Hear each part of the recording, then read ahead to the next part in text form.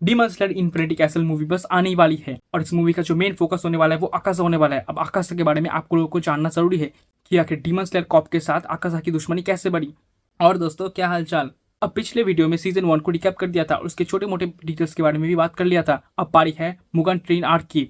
तो Tanjiro Hashira mention में रहते हुए अपने फिजिक्स को और भी ज्यादा स्ट्रॉन्ग कर लेती है। वहाँ पे उनकी ट्रेनिंग भी चल रही होती है जहाँ उनकी हेल्प करती है इंसेक्ट ब्रीदिंग की हाशिरा, जो कि सारे हाशिराओं से डिफरेंट होते हुए जहर का उपयोग करती है दुश्मन को मारने के लिए। उनके निगरानी में ट्रेनिंग करते हुए ये लोग काफी स्ट्रांग हो जाते हैं। उसके बाद हम ये देखते हैं कि रेनकू को एक मिशन पे जा रहे होते हैं जहाँ पे एक ट्रेन में बहुत सारे लोग अगवा हो रहे थे और गायब हो जा रहे थे और यही वो मुगन ट्रेन होती है। अब रेनकू को सर इस डीमन से निपटने के लिए निकल जाते हैं और उनके पीछे पीछे तांजीरो की टीम भी निकल पड़ती है।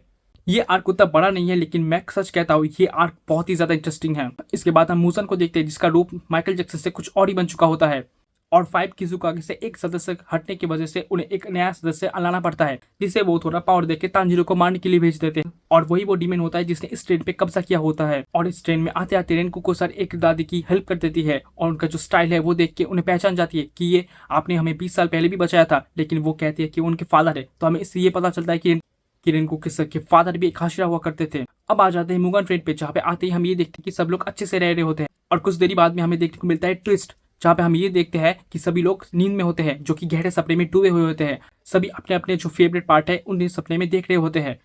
लेकिन तानजीरो की बहन जो कि एक डीमन है नेजुको, वो बहुत क्यूट है, वो जाग जाती है और उसके बाद वो अपने भैया को भी जगा देती है। और इस मोमेंट को देख के आप बहुत कुछ फील कर सकते हो, जैसे कि इस दुनिया में बहुत सारे लोग ट्रॉमाटाइज है किसी को खोने की वजह से और वो लोग सपने में होते हुए भी उन लोगों से मिलना चाहते हैं। असल दुनिया से उस दुनिया को ज्यादा प्रेफर करेंगे जहाँ वो अपने इंसान के साथ अपने खुशी के साथ रह पाए, क्योंकि इस दुनिया में इंसानों का जो मोल है वो बहुत ज्यादा है। आपको आपकी जो प्रिय इंसान होती है वो आपको बहुत चाहिए होते हैं, उसके बिना आपकी जिंदगी अधूरी लगने लग जाती है। जब वो ड्रीम मोमेंट में फंसे हुए होते हैं तब उन्हें वो सब कुछ मिल जाता है जो उन्हें चाहिए।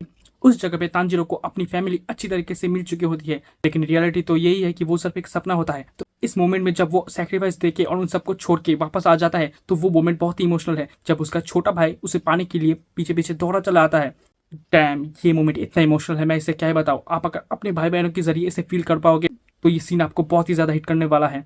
और उसे कुछ ड्रीम आता है कि उसे सेक्रीफाइस करना पड़ेगा और वो अपने गर्दन को काट के वापस जिंदा होता है। अब तो ये एनिमे के नजर से हो गया, अब ये रियल लाइफ में ऐसे इंप्लीमेंट होता है कि हम अपने कंफर्ट जोन में होते हैं जहाँ से हम इजीली बाहर नहीं निकल पा रहे होते हैं, लेकिन हमें कोशिश करनी होगी और हमें बाहर निकलना होगा क्योंकि जो रियलिटी है वो यही होती है, आपको मेहनत करना होगा।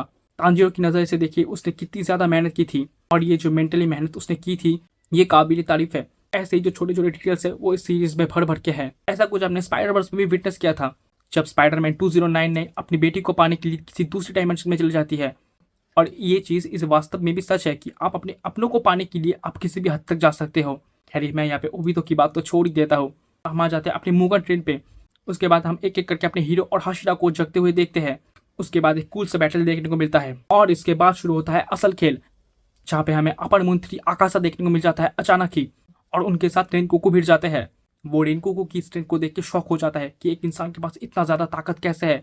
रेनगोकू सर आकाशा के साथ अपनी पूरे ताकत के साथ लड़ते हैं और जो वो एक्शन है यहाँ पे थोड़ा मैं बोल्ड स्टेटमेंट देने वाला हूँ कि बहुत सारे एनिमे कैरेक्टर्स हैं जो कि बहुत ज़्यादा फेमस है, लेकिन मैं ये दावे के साथ कहता हूँ कि रेनगोकू सर का नाम उस लिस्ट में ज़रूर है। इस एपिक से बैटल को देख के आपकी आंखों से आंसू आ जाएगा और इस बैटल को मैं शब्दों से तो बयान नहीं कर सकता। इस बैटल को आप जरूर से देखिए, आप कुछ ग्रैंड एपिक महसूस करने वाले हो। खैर बैटल जब खत्म होने वाली होती है तब रेनकू सर को अपनी माँ की जो बोली हुई वर्ड्स है वो याद आने लग जाते हैं कि आपको अगर भगवान ने ताकतवर बनाया है तो आपको कमजोरों की मदद करनी चाहिए और यही आपका धर्म है। ये सीरीज छोटे मोटे पॉइंट में आके आपको बहुत कुछ सिखा के जाती है और रेनकू सर एक अच्छा बेटा होने की वजह से वो अपना फर्ज निभाते हैं, आखिर तक निभाते हैं, जहाँ वो अपने मॉडल्स और ब्लेसिंग्स इन सब में बांट के चले जाते हैं। खैर ये मोमेंट एनिमे फैंस के लिए बहुत ही ज्यादा इमोशनल था। तो अब आप ये समझ चुके होंगे कि आकाशा का फाइट इस मूवी में इतनी ज्यादा इंपॉर्टेंट क्यों है। जहाँ आकाशा इस बार फ्लेम हाशिरा के साथ अकेले लड़ा था, वही हम इस मूवी में फ्लेम और वाटर हाशिरा को दोनों को एक साथ लड़ते हुए देखेंगे, जिसका नज़ारा कमाल होने वाला है। तो दैट्स इट गाइस, यही तक था। तो मैं जाते जाते बस यही कहूँगा कि अपने पेरेंट्स की बात मानिए, एक अच्छा बेटा बनिए या फिर एक अच्छी बेटी बनिए, लेकिन अपने परिवारों को संभल के रखिए।